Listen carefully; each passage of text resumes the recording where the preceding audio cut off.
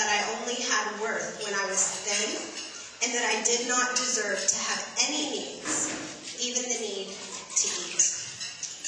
I broke off my engagement with my now husband, Steve, for many reasons, but in part because I could not focus on anything but dieting, and I did not believe that I deserved his love because I was fat.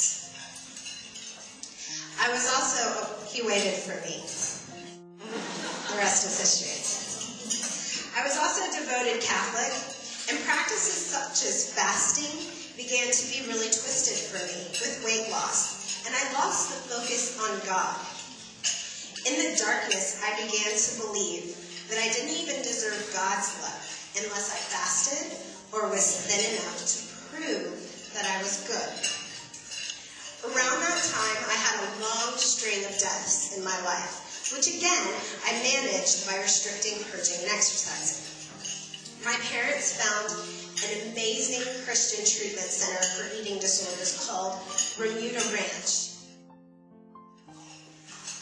When someone leaves treatment, their therapist gives them a gift, and the gift is a Bible verse. My Bible verse was Galatians 5:1. It is for freedom that I have set you free. So do not conform again to the yoke of slavery. While much of my healing happened at Bermuda, it was not until I began studying theology of the body that I felt that my complete healing was happening. Christopher West, Woman's God's Masterpiece, was pivotal in the final stages of my healing. I began to wish that there was a treatment model which used the theology of the body, but I couldn't find one out there. As a side note, during my time at Bermuda, I wrote John Paul II a humble letter just on a piece of notebook paper, spilling out my whole story and begging for his prayers. I only wrote John Paul II Vatican on my envelope, put some stamps on it, put it in the mail, hoping it would get there. Months later, on the eve of his death, when I was back home, my roommate came in and said that I had received a letter from the Vatican. I opened it and saw this.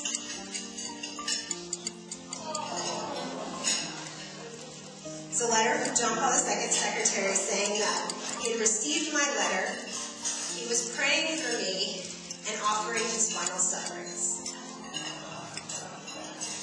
4 hours before he died. In many ways, I believe that it is his hand and God's hand saying to me, the theology of the body was my gift to you. Now at my departure, go forward and make it a gift to others. Be not afraid. Many years later, in a very solid recovery, this is my mission, and hopefully a gift to you. I'm beginning work on a treatment model which will achieve these goals and continue to ask for your prayers. So what would the new model look like?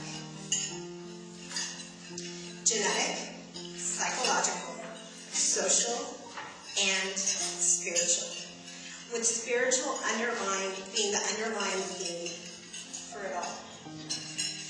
Lest I be misunderstood, I should say that I realize that the relationship with food and with our bodies is an intricate, complex one that is not merely spiritual. It is spiritual, psychological, emotional, generational, genetic, peer pressure, esteem-driven, grief-driven, happiness-driven, shame and guilt-induced and inducing, and many other things. I do not wish to fall into the heresy of angelism and deny the on-the-ground, experiential experience of our lives. Nor do I wish to induce any shame or correlate anyone's body size with spiritual weakness. There are many reasons why we weigh what we do.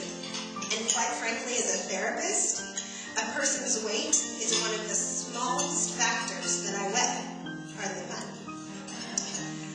I am most interested in their relationship with food.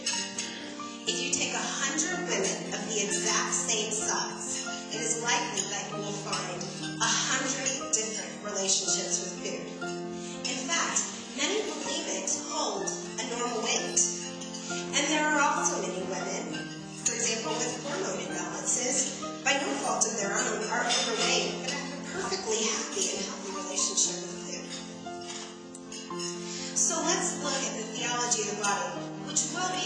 theological and philosophical framework. I hope you all have heard of theology of the body by now. But if you haven't, I'll give you theology of the body in a nutshell. This is the thesis. This is what it says. The body, and it alone, makes visible what is invisible, the spiritual and the divine. This understanding of my eating came to fruition while studying the theology of the body.